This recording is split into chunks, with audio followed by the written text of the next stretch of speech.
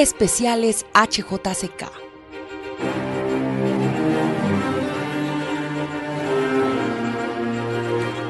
Leer la naturaleza con HJCK en la Feria Internacional del Libro de Bogotá.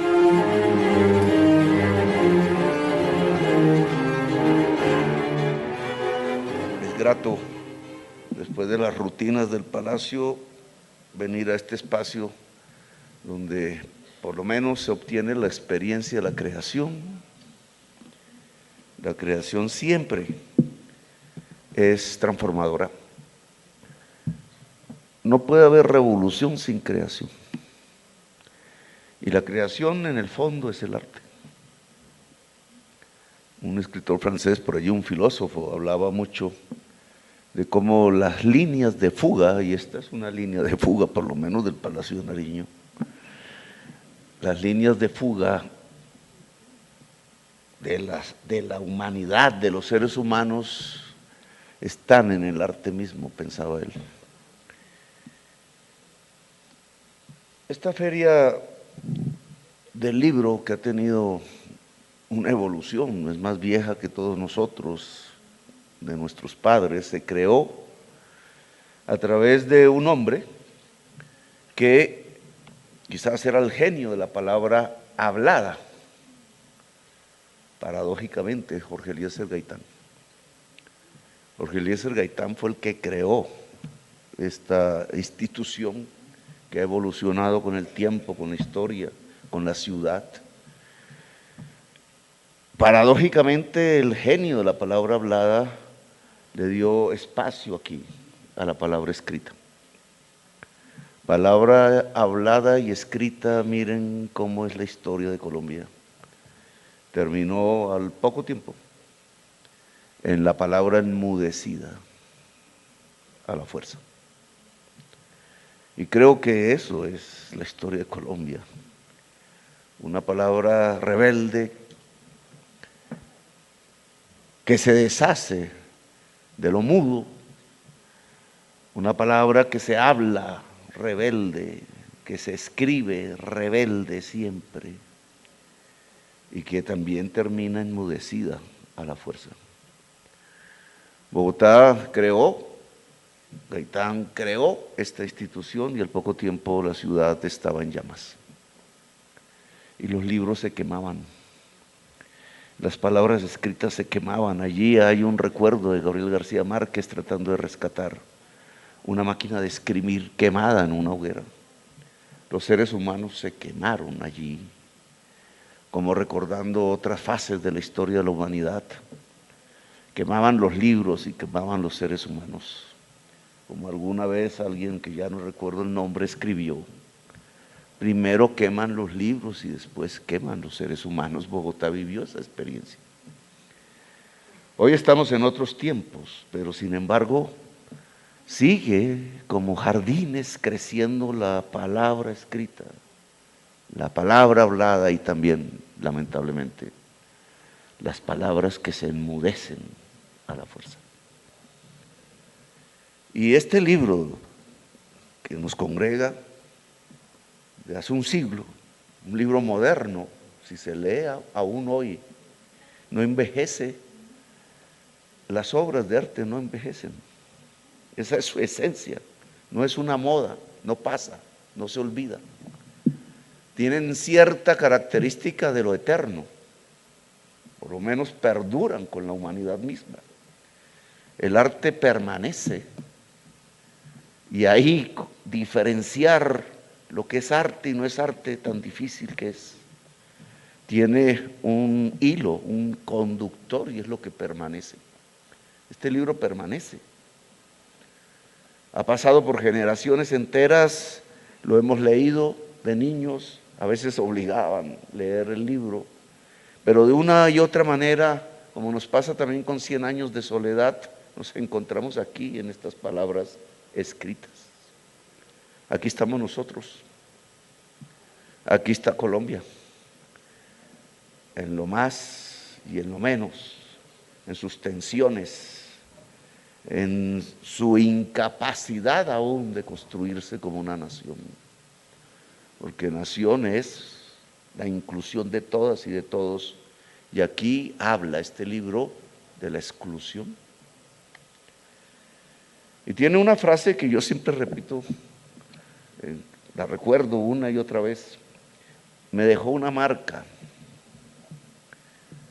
Antes de apasionarme por mujer alguna, jugué mi corazón al azar y me lo ganó la violencia.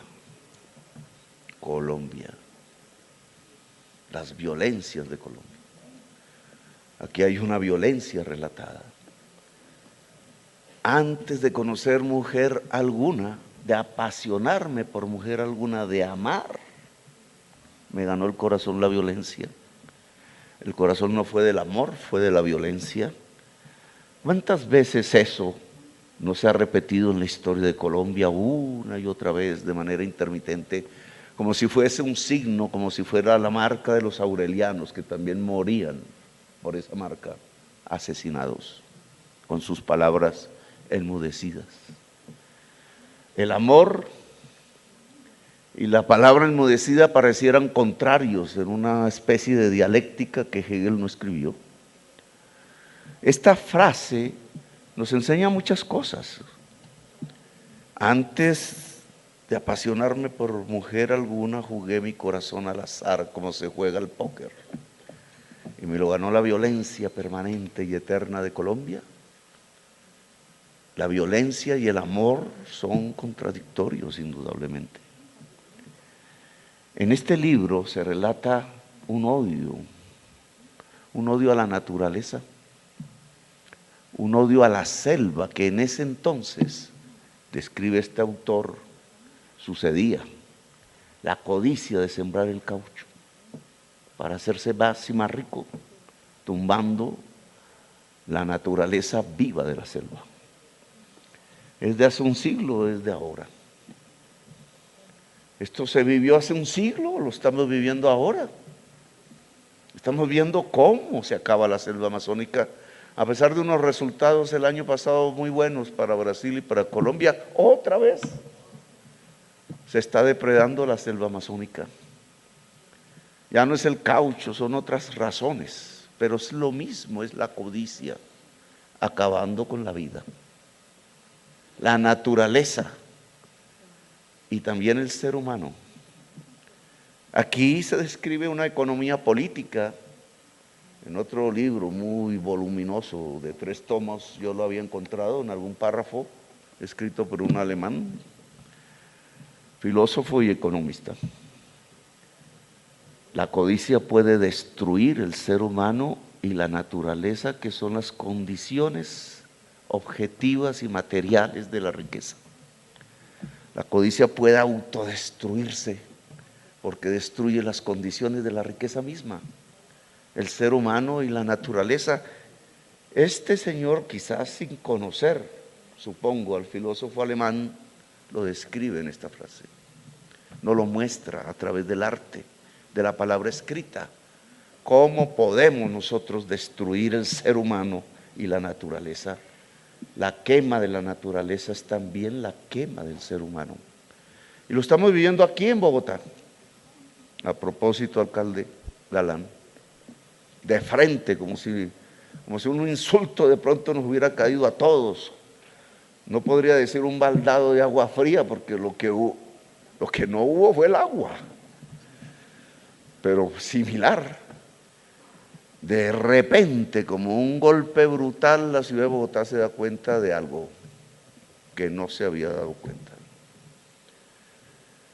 Ese agua que hoy no bebemos, o que hay que racionar, ha empezado a llover según los pronósticos, ojalá. Me salvo yo por los embalses de electricidad, pero no este embalse. Este embalse tardará mucho en recuperar y dependerá de las políticas públicas y de la sociedad misma sus niveles históricos de hace 3 años. Hace 3 años los viene perdiendo. No sé si hay una traza administrativa de que el acueducto avisó hace 3 años que empezaba a perderse los niveles históricos del agua. Espero que sí, pero ¿por qué se pierde el agua de Bogotá? ¿Por qué desaparece de pronto algo que nosotros creíamos dados y abundante, al punto que nos considerábamos privilegiados en el mundo? Una de las regiones más bellas del planeta, la sabana de Bogotá. ¿Por qué? Porque no llegan los ríos voladores de la selva al páramo. Los ríos voladores de la selva. Difícil que un bogotano supiese eso hace 20 o 30 o 50 años. Que el agua que llega a este páramo de Chingaza es el agua de la selva amazónica. Que no llega en forma líquida a través de ríos, no sube las cordilleras el agua líquida, pasan los ríos voladores, el vapor de agua que sale de los árboles, de no sé cuántos millones de árboles que tiene la selva y que atraídos por el viento se estrellan con las maticas, los frailejones, la pequeña vegetación del páramo, y ese es el agua que tomamos 9 millones, la selva. Y entonces, ¿por qué se acaba el agua de Bogotá? Porque se está acabando la selva. Porque corriéndola de la cordillera oriental hacia el oriente, depredando la codicia, ya no por el caucho, sino por hacer potreros con ganado extensivo, los ríos voladores van muriendo en el camino y no llegan a Bogotá. Mira cómo un hecho que hoy vivimos millones estaba aquí descrito hace un siglo y no lo entendimos. No entendimos la palabra escrita de este autor, José Eustacio, ya muerto. Alguien habló aquí, Irene, de una manera muy bella sobre las estrellas, haciendo una similitud de estos signos, huellas negras, dijo, que son como las estrellas, porque cuando uno mira las estrellas, mira el pasado. La luz que nos llega hace mucho se emitió, años luz, decía Einstein, y estas palabras también son de alguien que hace tiempo murió, pero aún brillan como las estrellas, nos llega, esa es la magia de la palabra escrita. Como las estrellas nos llega la vida de este hombre y su mensaje. Y su mensaje es que la destrucción de la selva no llena sino de odio y destrucción al ser humano. Este es su mensaje. Por eso el corazón no se llenó de amor, sino se llenó de odio y de violencia. Y el corazón en Colombia, quizás muchas veces, el corazón de Colombia se ha llenado de odio y de violencia. ¿Y cómo salir de allí? Si leo la frase como si leyese un texto de una doctrina ideológica o religiosa, la frase lo dice, puesta al revés. Antes de conocer la violencia, jugué mi corazón al azar y me lo ganó el amor. Ese es el revés. Eso marcaría un camino, quizás político, quizás revolucionario, para construir la sociedad colombiana, la paz y la vida. El amor. La frase dice que es el amor lo que podría salvarnos como sociedad. ¿El amor a quién? ¿A la mujer? Sí, desde el hombre. No voy a caer en la discusión de la diversidad, porque me meto en más de un problema, pero el amor en general, el amor al ser humano y el amor a la naturaleza es lo contrario de la codicia que destruye el ser humano y la naturaleza. La revolución contra la codicia es el amor. Si se plantea bien en los términos que significa amar todo lo que nos rodea, vivo y no vivo, seres humanos y naturaleza. Si podemos plantear esto así, la fuerza del amor en este sentido, estaríamos hablando de un proyecto político. Alguna vez pronuncié la política del amor. El amar al ser humano es un proyecto político. Se le puede poner otro nombre, solidaridad, Fraternidad, decían los franceses, fraternité. Los franceses no concebían la fraternité sin la igualité, ¿o no? Y sin la liberté. Inteligentes en su momento, libertad, igualdad y fraternidad son las caras del amor. Por eso este libro que habla de lo contrario, antes del amor, la violencia, lo que describe no solamente es cómo la codicia destruye la naturaleza, la selva, sino cómo la codicia destruye el ser humano y lo esclaviza, le quita la libertad, le quita la igualdad y le quita la fraternidad. Los indígenas que ponían como esclavos a cultivar el caucho, este es el libro de la esclavitud de los indígenas en el siglo XX.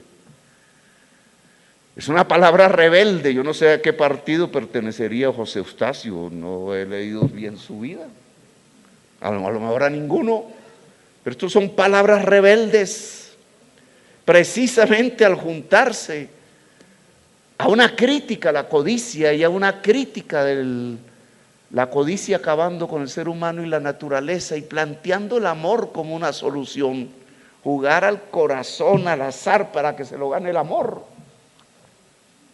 Al plantear eso, aquí se está planteando una tesis política que tiene que ver con la no esclavitud de los indígenas, de los negros, de la gente, del trabajador, de la mujer, de los niños. Aquí se está escribiendo una literatura libertaria, creadora, transformadora. Aquí hay un mensaje de un hombre que murió, pero cuyas palabras aún brillan como las estrellas, diciéndonos: el camino es el amor, que significa libertad, igualdad y fraternidad. Gracias, muy amables por haberme escuchado.